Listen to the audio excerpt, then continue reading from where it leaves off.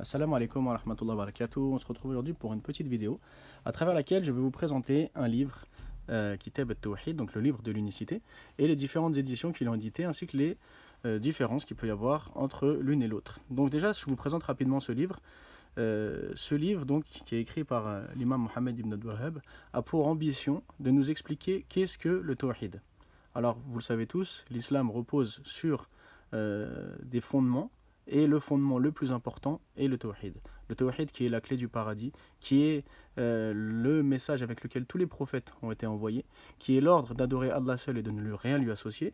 Mais finalement, cette notion peut être des fois floue et théorique pour certains.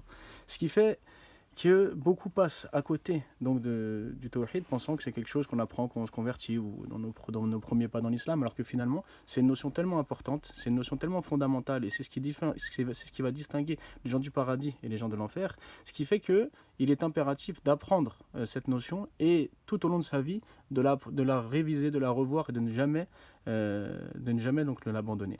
Mais également, puisque on parle de paradis et d'enfer, on parle de vérité et de faux, on parle donc du polythéisme qui s'oppose au monothéisme pur, au monothéisme absolu que l'islam recommande.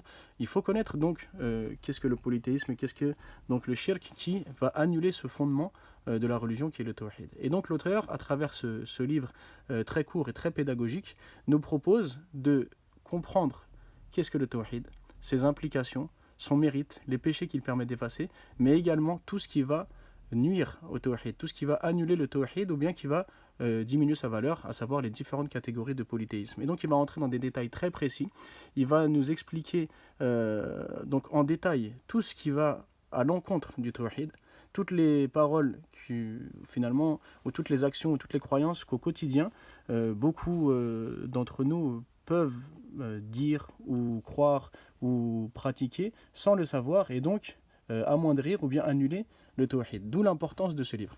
Alors il a été édité dans plusieurs éditions. Là je vous présente celui qui a été édité aux éditions Al-Bayna, donc nos éditions, et qui est expliqué par le Cheikh Salih Al-Fawzan. Donc l'intérêt de ce livre, c'est qu'il est vraiment donc déjà pédagogique dans son écriture, mais même dans son explication. La façon donc dont le Cheikh nous analyse et nous détaille ce livre est excellente. C'est vraiment un livre à lire soi-même ou à expliquer même autour de soi, à ses enfants, etc. Donc on a d'abord traduit donc le chapitre, avec à chaque fois donc le rapport entre le chapitre et le tawhid, les mots-clés, le sens général du verset, le rapport entre le premier verset donc le chapitre, rapport entre le second verset et le chapitre, les leçons à tirer du verset. Ensuite donc des légères biographies de tous les compagnons, les personnalités, les savants, etc. qui ont été mentionnés donc dans le texte.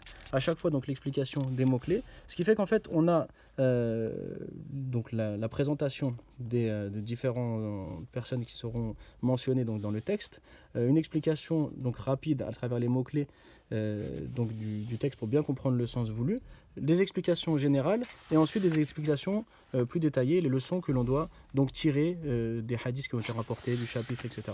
Ce qui fait que ce livre-là est vraiment très très simple et c'est l'essentiel. Pourquoi ? Parce que le tawhid étant le fondement même de la religion, il faut que ce soit accessible et compréhensible à tous. Donc c'était le but que s'était donné l'auteur en écrivant ce livre, et c'est également ce qu'a respecté le shir en l'expliquant, c'est-à-dire qu'il est rentré dans les détails que l'on a besoin de connaître, mais d'une manière très pédagogique, très abordable à tous, en expliquant d'abord les mots, en présentant les différents compagnons, les savants qui sont mentionnés, et en donnant les leçons à tirer à chaque fois de chaque chapitre, sans rentrer dans des détails trop techniques et trop compliqués qui feraient perdre au lecteur donc le fil, et donc qui l'éloignerait de l'objectif même du livre. Donc c'est un livre excellent, un livre basique que vraiment toute personne devrait lire et relire en permanence afin de bien saisir les notions fondamentales que sont le tawhid et que sont ce qui s'y oppose, le shirk. Donc ce livre-là, il a été également publié dans d'autres éditions, à savoir aux éditions Ibn Badis. Donc la spécificité des éditions Ibn Badis, c'est que le livre là est présenté brut, c'est-à-dire sans explication, directement le travail de son auteur, ce qui est en soi très bien pour le lire régulièrement. Il a été également donc édité par les éditions NS, donc avec un commentaire très léger, le comble des souhaits, donc de Cheikh Saleh Al-Shir. Le commentaire est vraiment très très léger, donc il se lit facilement. Voilà, c'est les trois principales éditions qu'il y a de ce livre-là. Vraiment, celle que je vous conseille et recommande en particulier, donc c'est celle aux éditions El Beïna, puisque de par sa mise en page, déjà, il est très agréable à lire, mais de par la richesse de son commentaire, il explicite vraiment pas forcément tout ce qu'on a besoin de connaître, car il y a toujours d'autres choses à connaître, mais on va dire les notions les plus importantes qui sont liées au fondement donc, de la religion, à savoir le monothéisme absolu, et ce qui s'y oppose, à savoir le polythéisme. Et bien entendu, il insiste sur le mérite du tawhid et les œuvres et les péchés donc, qu'il permet d'expier. Un livre que je vous conseille et que je vous recommande à nouveau et que je vous enjoins donc à diffuser autour de vous, à faire connaître, à lire à vos enfants, afin que ces notions clés, ces notions essentielles qui font la différence entre les gens du paradis et les gens de l'enfer soient connues de tous. Assalamu alaikum wa rahmatullahi wa barakatuh.